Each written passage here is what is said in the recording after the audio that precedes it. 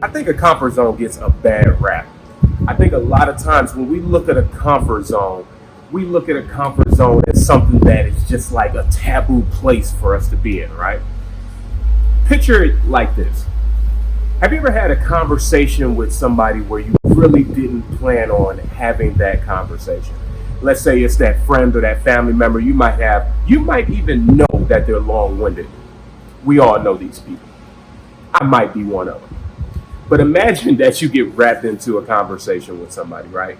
And you're conversing. You might have even had somewhere that you needed to be.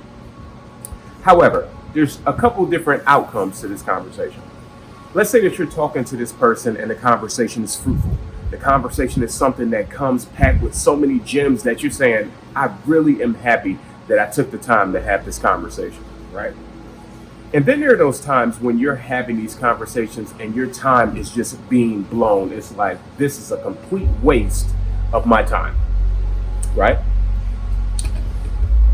And then there's that third option where it's like, this was a waste of my time, but I'm really procrastinating being here. You know that you could have ended that conversation earlier. However, you decided that you wanted to stay there because you really didn't want to keep it moving.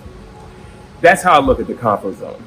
The comfort zone is sometimes a space where God will pull us into in order for us to get something that we needed in order to continue our journey.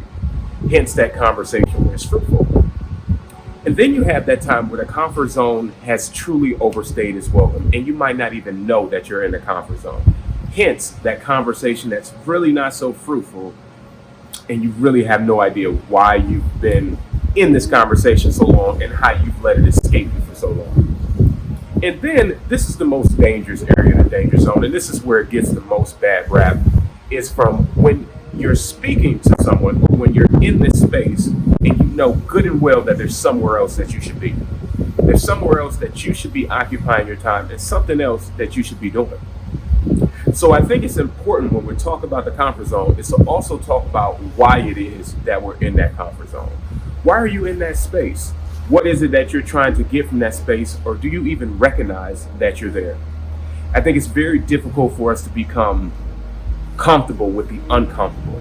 But I think as long as our minds are aware that change is constant and change is one of the most consistent things that you'll ever experience in your life, I think that will help us to identify that comfort zone and the pros and cons that come with it. I Heart Mondays, I hope you do too. From Sir Evans with love. Salute.